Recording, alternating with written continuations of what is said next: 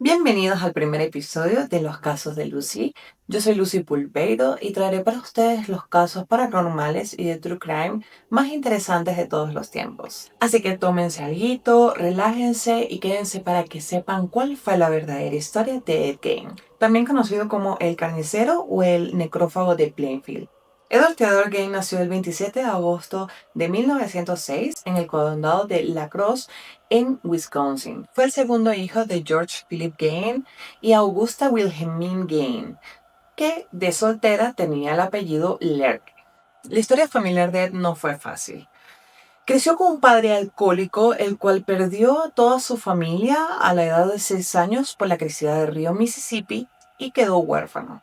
En 1898 conoció a Augusta, la cual provenía de una familia muy numerosa, bastante conservadora y religiosa, y además también era muy normal la violencia intrafamiliar. Tiempo después, Augusta y George se casaron, pero tenían muchos problemas en su matrimonio. Y a los 2 años del mismo decidieron, o bueno, Augusta decidió que era una buena opción tener un hijo. Así es como nació Henry, el hermano mayor de Ed. A pesar de que el nacimiento de Henry no ayudó mucho en los problemas de la pareja, decidieron tener un segundo hijo, que este sería, en este caso, Ed, el protagonista de nuestra historia de hoy. Pero en el caso de Ed, Augusta decidió que iba a criarlo de una manera diferente a como crió a Henry, dado que para estas alturas ella ya tenía como un poco de rabia hacia los hombres y consideraba que todos eran unos holgazanes, así que decidió criarlo él con una educación un poco más estricta y religiosa. Y eso generó que desde pequeño fuera muy tímido, muy reservado y también un poco bastante dependiente de su madre, puesto que ella le hizo creer que todo el mundo era malo, menos ella, hasta un punto de hacerle creer que era un poco una deidad. Un poquito perturbador, pero bueno. Años después, la familia decidió vender sus propiedades en La Crosse y decidieron mudarse a una granja cerca de Plainfield, en donde, a pesar de que la casa era grande y tenían mucho más terreno que donde vivían antes, realmente fue un entorno que reforzó esa idea de aislamiento que a Augusta le gustaba imponerle a los niños. Pero a pesar de esta mudanza, tenían muchos problemas económicos. Los niños tenían que colaborar en la granja desde muy pequeños y eso llevaba a que pasaran por ciertas penurias bastante fuertes. Durante la escuela, Ed no era mal estudiante. Él siempre cumplía con todas las cosas que le solicitaban, pero no tenía amigos. ¿Y por qué no tenía amigos? Porque cada vez que él como que le contaba a Augusto que tenía un amigo, ella le insistía que era un enviado del diablo, o que era una mala influencia y que mejor lo dejara de tratar. Así es que él terminó aislándose hasta un punto que, además del trabajo que tenía en la granja, a los 14 años decidió dejar la escuela. En 1940 murió su padre, el cual los últimos años había ejercido violencia física y psicológica sobre Augusta y los niños. En esa misma época que ocurrió lo de su padre, él llegó a trabajar de niñero para hacer un dinero extra y esto hizo que cuando se descubrió todo lo que vamos a hablar en esta historia, la gente del pueblo quedara muchísimo más impactada. Después de que pasó lo de su padre, Henry no estaba muy de acuerdo con la crianza de Augusta. Además que intentó convencer a Ed de que la relación que ellos dos tenían era un poco perturbadora, un poquito de complejo de Edipo había ahí. Pero bueno, entonces, bueno, Henry quería dejar la granja. Pero lamentablemente el 16 de mayo de 1944, este falleció en unas extrañas circunstancias, ya que se presume que murió en un incendio debido a que estaban quemando malezas. Cuando llegaron las autoridades, se suponía que no se sabía dónde estaba Henry, que se había desaparecido. Ed les dijo que había tratado de apagar el incendio y casualmente los llevó directo hacia donde estaba el cuerpo de Henry. Pero cuando llegaron a donde estaba el cuerpo de Henry, A pesar de que había unas marcas un tanto sospechosas en el cuerpo y que las mismas autoridades llegaron a pensar que ya tenía un rato muerto, decidieron que había sido una falla cardiopulmonar y simplemente no investigaron más al respecto. Se cree que este pudo haber sido el primer asesinato de Ed, dado que tenían algunas diferencias con respecto a la relación con Augusta. Más adelante vamos a hablar un poquito más al respecto, pero hasta ahora no se ha podido demostrar que esto fue así, dado que en el momento no llegaron a hacer la investigación pertinente. Después de la muerte de Henry, Ed estaba muy feliz de tener a su madre para él solito, pero eso no duraría mucho, puesto que unos meses después ella tendría un derrame cerebral, el cual debilitaría muchísimo su salud. A finales de 1945 tuvo otro, el cual la hizo estar hospitalizada unos pocos días, pero terminó falleciendo. Para Ed, esta pérdida fue devastadora, dado que era su figura principal y más importante en el mundo. Y como les había dicho, pues para él también era como una especie de deidad. Y esta muerte resultó un poco decepcionante, dado que él había endiosado mucho.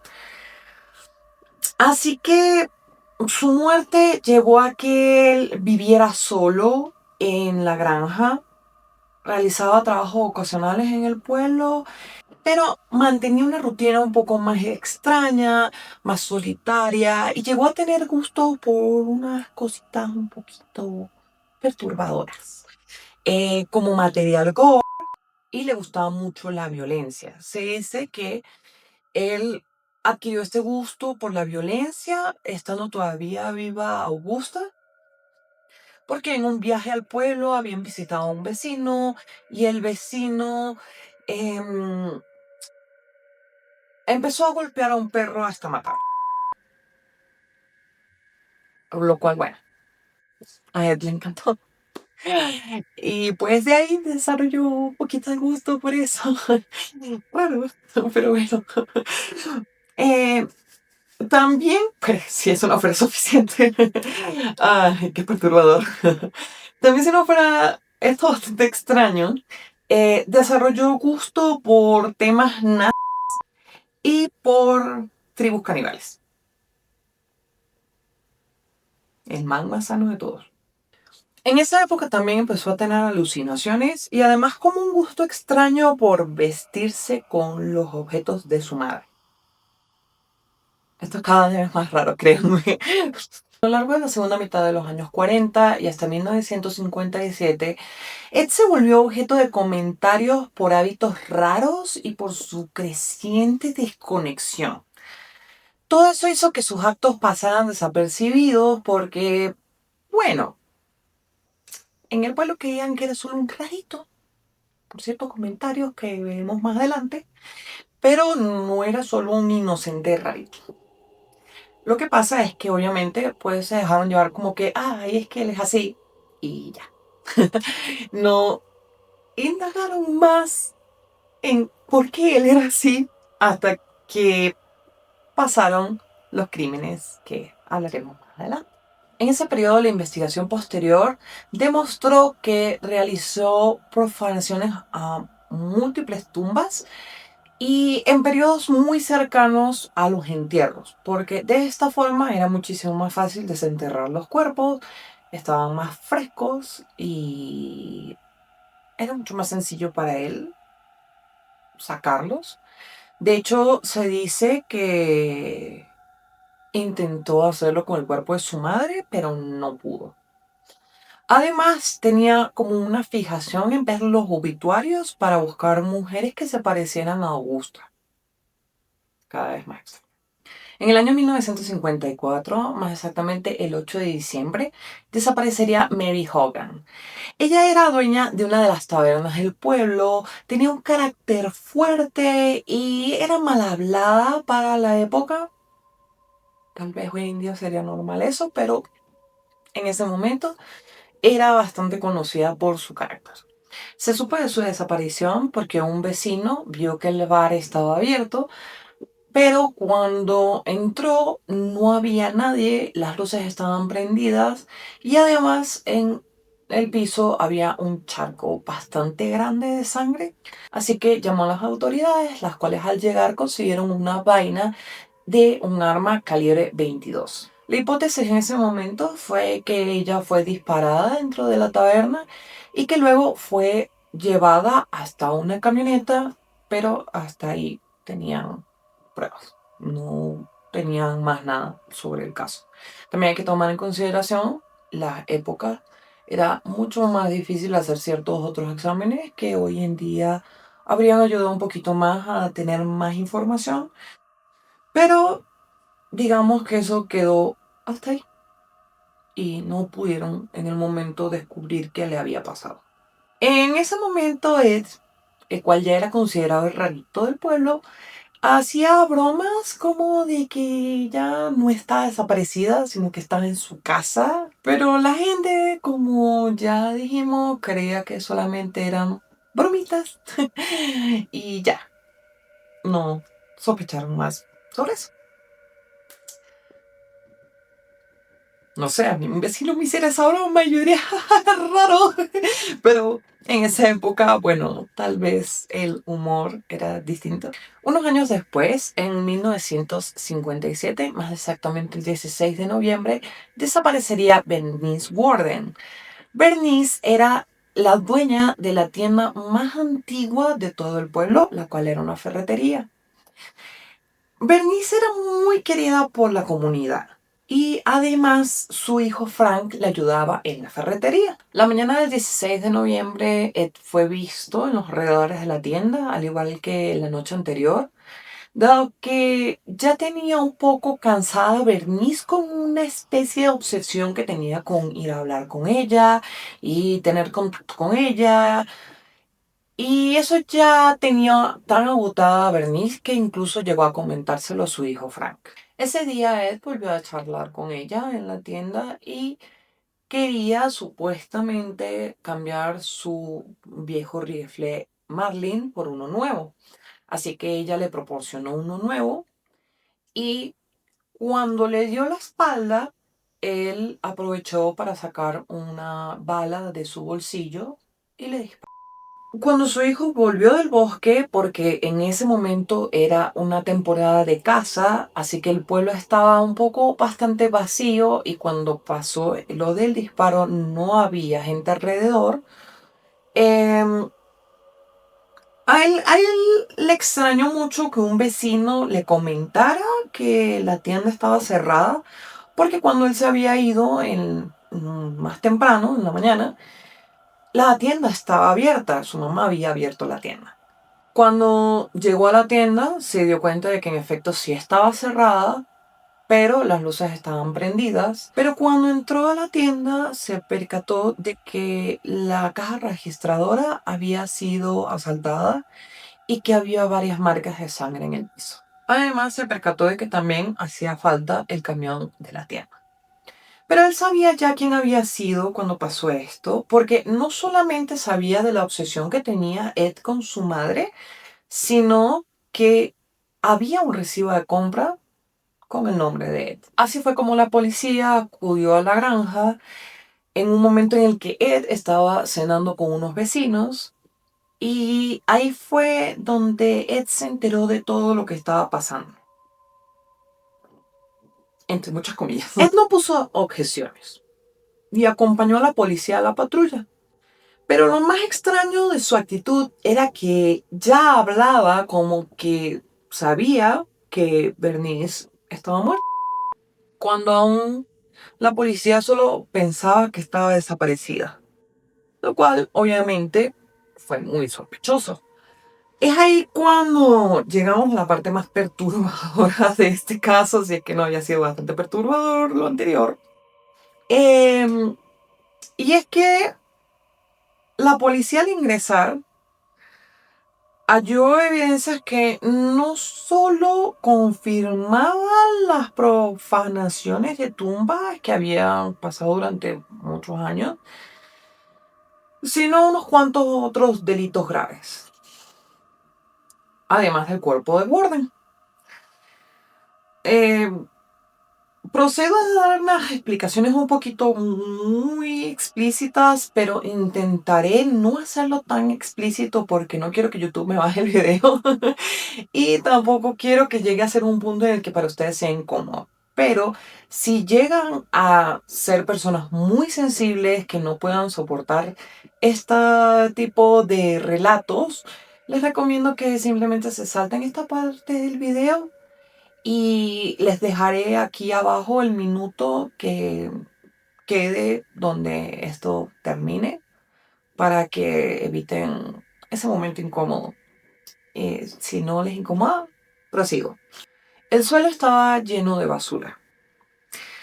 Había plagas, ratones, cucarachas, de todo. Y el lugar desprendía olores horribles. La basura cubría todo el suelo.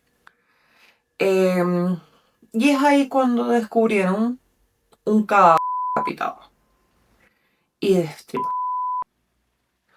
suspendido del techo.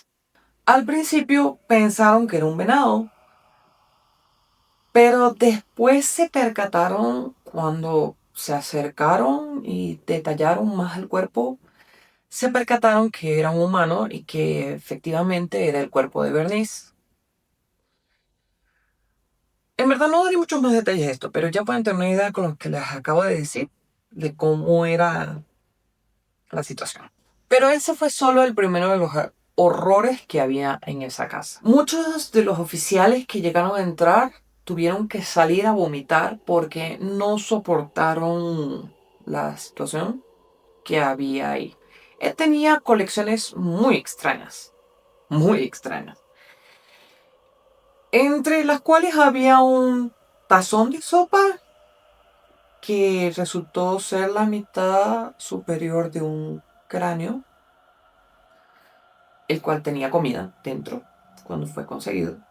También había otros cráneos, algunos colgados de los postes de las camas, sobre todo las camas antiguas que tienen esos postes donde una persona normal decoraría con algo normal. Bueno, él lo decoraba con cráneos. En la cocina, Dios mío, esto es demasiado perturbador hasta para mí, ya hice el guión. ¡Ay, qué horrible!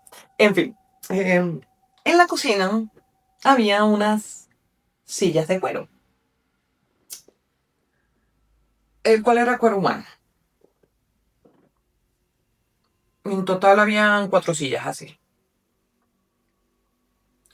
También tenía una papelera, pantallas de lámparas, un tambor, un cinturón hecho de pezones femeninos y una decoración para bajar las cortinas hecha de labios femeninos. También había un traje de piel que constaba de un par de calzas, como un pantalón, y una pieza superior con los senos de una mujer. Y si era algo como un pantalón que a él le gustaba ponerse. También tenía una colección de genitales femeninos en una caja, el cual el último que había añadido a la colección lo había conservado con sal para que se mantuviera fresco, supongo. Y tenía una caja de narices humanas. Y su orgullo más grande era una colección de máscaras mortuorias, colgadas en la pared, las cuales decoraban muchas partes de la casa. Una de estas máscaras era el rostro de Mary Hogan, y así fue como se dieron cuenta de que él la había asesinado. Los policías siguieron revisando la casa y había una zona que estaba cerradísima, la cual le dio muchísima curiosidad a los policías que podría haber ahí dado que ya habían visto tantas cosas horribles. Pero cuando abrieron esa zona, lo único que estaba limpio de la casa, era el cuarto de su madre, el cual había permanecido así desde que ella había muerto. Claro, tenía polvo, pero en comparación al resto de la casa estaba mucho más limpia. Después de todos estos hallazgos, a él se lo llevaron para interrogarlo y en estas interrogaciones él lo que pidió fue algo de comer y contó todos sus crímenes. Ed confesó que en efecto había matado a Mary Hogan y que también durante muchos años había estado yendo al cementerio a profanar tumbas para hacer también estas creaciones perturbadoras que consiguieron en su casa. Pero él dijo que todas estas expediciones que hacía al cementerio eran en medio de brotes psicóticos y que muchas veces se despertaba a mitad del brote y simplemente regresaba a su casa y no hacía nada. La policía llegó a pensar que tenía apoyo de alguien más, pero las investigaciones resultaron en que no, que en efecto todo lo había hecho él solo y que seleccionaba precisamente tumbas de mujeres de mediana edad con rasgos que se vinculaban a su madre. Sobre el patrón delictivo de Ed, no estamos ante una larga serie de homicidios como las que suelen definir a un asesino serial, dado que se dice que para que un asesino serial sea un asesino serial, efectivamente tiene que tener más de 3 asesinos. Pero los crímenes confirmados hasta ahora son solo los de Bernice Worden y Mary Hogan. Se investigaron otras desapariciones que tal vez podían haber estado relacionadas con él, que habían sido en algunos condados cercanos, pero no se llegaron a conseguir conexiones directas con él. A pesar de que no es un asesino serial, sus asesinatos y sus creaciones perturbadoras con los cuerpos construyeron bastante bien el caso. Ed fue sometido a evaluaciones psiquiátricas y se le diagnosticó esquizofrenia. Debido a esto, fue declarado no apto para un juicio y se le llevó a una institución estatal. Años más tarde, en 1968 exactamente, un tribunal lo consideró competente para ser juzgado y fue declarado culpable de solamente el asesinato de Bernice Worden y dijo que la bala se le disparó por accidente y que no recordaba mucho más de ese día. Al ser muy costosa su investigación y los juicios por todos sus crímenes, al final fue solamente juzgado por el asesinato de Bernice Worden. Y aunque él confesó el asesinato de Mary Hogan, no se le juzgó por eso. Debido a su estado psiquiátrico, fue declarado inimputable, no fue llevado a una prisión común y fue internado en hospitales psiquiátricos del estado de Wisconsin, primero en el Central State y luego en el Mendota Mental Health Institute. Debido a todo esto, el pueblo, a pesar de ser un pequeño pueblo no muy conocido para la época, la granja de Plainfield quedó en el centro de la atención pública. Iba a subastarse y de hecho hubo quien sugirió que se convirtiera en una atracción, pero eso nunca ocurrió. En marzo de 1958, la casa se incendió y fue destruida. La causa no se estableció de manera concluyente y no se sabe qué pasó. Con el tiempo, el terreno permaneció como propiedad privada y terminó lleno de maleza. Por su parte, el automóvil de Ed sí llegó a ser exhibido en algunas ferias itinerantes, dado que era un reflejo del controvertido interés público que generó este caso. Ed pasó toda su vida institucionalizado y murió el 26 de julio de 1984 a la edad de 77 años en el Mendota Mental Health Institute. Fue enterrado en el cementerio de Plainfield junto a la tumba de su madre. Con los años, su tumba también llegó a sufrir actos vandálicos. La historia de Ed no solamente dejó un impacto cultural en el pueblo y en la historia estadounidense, sino que además fue inspiración para obras como Psicosis, La masacre de Texas y El silencio de los inocentes.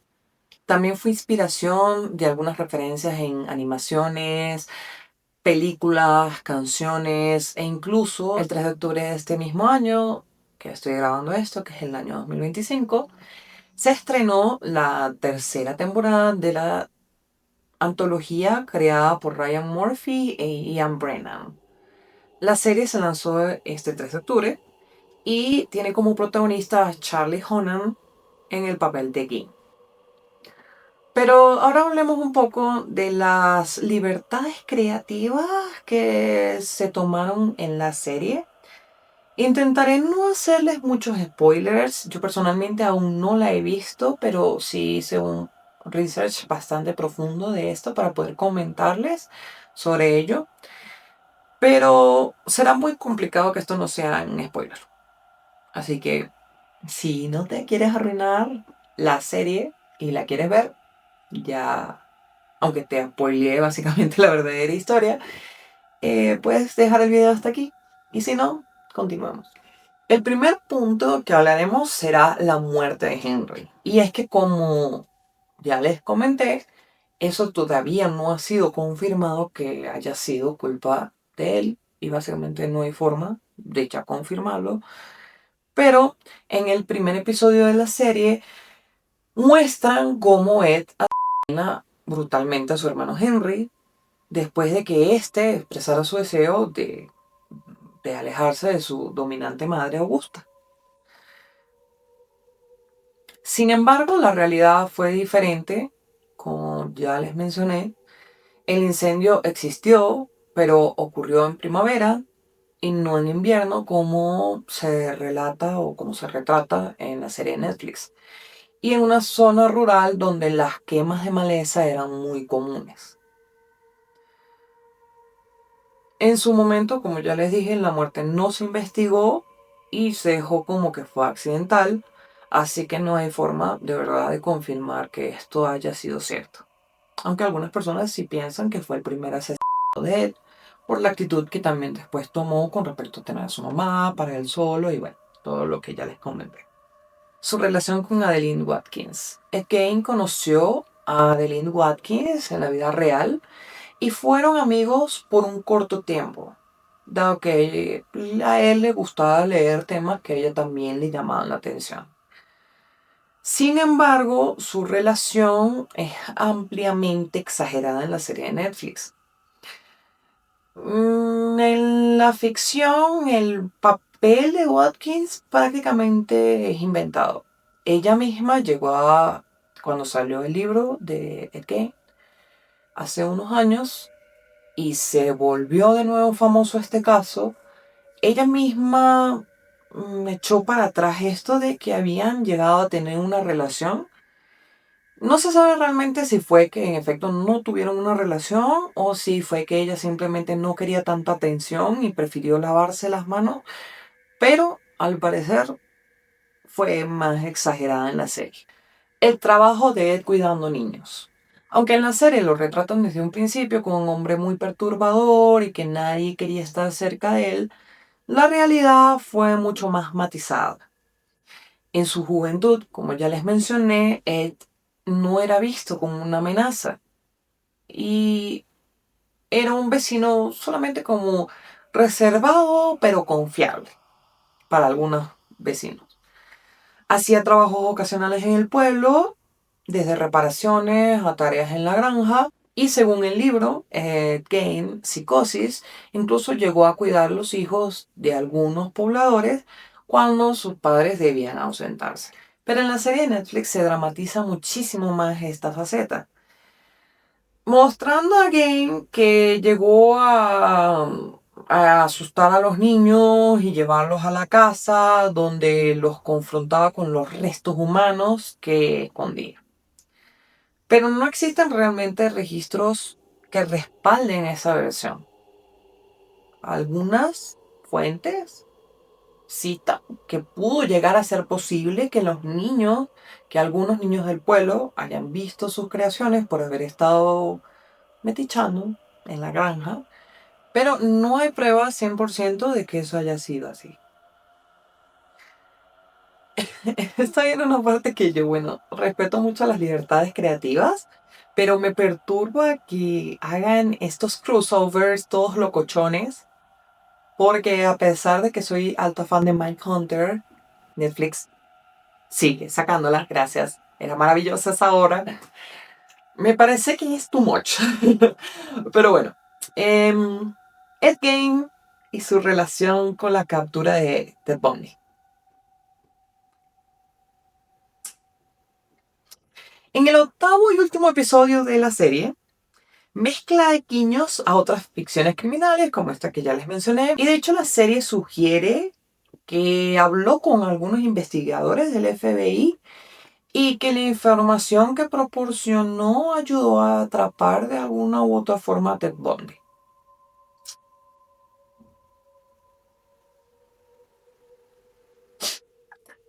Pero eso no pasó en la vida real. De hecho, algunas personas dicen que esa parte de la serie fue alguna otra alucinación, brote que tuvo Ed.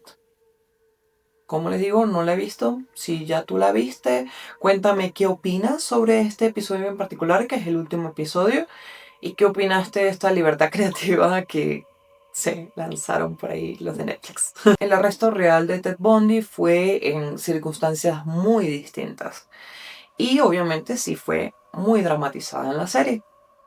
Su arresto no fue resultado directo de entrevistas con Game. Aunque puede parecer muy interesante este giro, siento que no tiene mucho sentido, honestamente. Pero otro día les hago un videíto sobre el caso de Ted Bundy porque es uno de los casos de asesinos seriales más perturbadores de la historia. Y ahora vamos con el otro giro interesante que le dieron a la historia y fue el asesinato de los cazadores. Aunque Game en la vida real sí llegó a ser interrogado sobre varias desapariciones, entre ellos las desapariciones de Victor Travis y Raymond Burgess, no existe evidencia que lo vincule con su paradero, por lo que la serie dramatiza también eso en el episodio. Como ya les dije, por ahora solamente hay 2 asesinatos confirmados de este asesino y el de los cazadores no es uno de ellos. Ed Gein y Bernice Warden. Y como la serie demostró que ellos tuvieron una relación. La serie transformó la relación entre Ed y Bernice en un episodio casi romántico antes de la violencia, cosa que es muy normal en, los, en las series de Ryan Murphy. Y a pesar de que en efecto hay coincidencias con la realidad, porque él sí tenía un crush con Bernice, crush muy tóxico con Bernice, eh, y que además sí sentía atracción por ella, por su gran parecido con su madre, la serie sí se permitió licencias muy importantes con respecto a esto y cambiaron el cómo y el porqué del crimen, lo cual a mí personalmente me parece ofensivo con las víctimas. No sé qué opinas tú. Déjame en comentarios qué opinas tú al respecto. Y si ya viste el capítulo, dime qué tan perturbador te parece ese giro o si te gustó. No sabemos. Cuando yo vea la serie haré algún update de esto, supongo. Pero hasta ahora con solo leer los cambios que ya hicieron me parece que ya la historia era bastante perturbadora de un origen. O sea, no era necesario que llegáramos a esto. Pero bueno, es Netflix. Ellas necesitan más drama. Así que bueno, esta ha sido la verdadera historia de Ed Gein, un hombre que a pesar de no haber cometido tantos asesinatos como para ser reconocido realmente como un asesino serial, dejó una huella en el pueblo por sus atroces actos.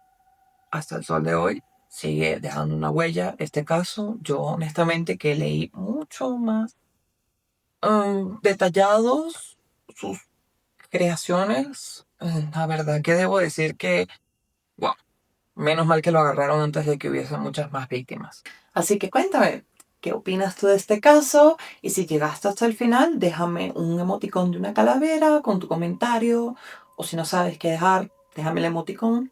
Pero para que yo sepa que lo viste todo. Y si te gustó este caso y quisieras ver muchos más como este, no olvides darle a like, compartir si quieres, y suscribirte, que me ayudaría muchísimo a seguir creando. Hasta la próxima. Chao.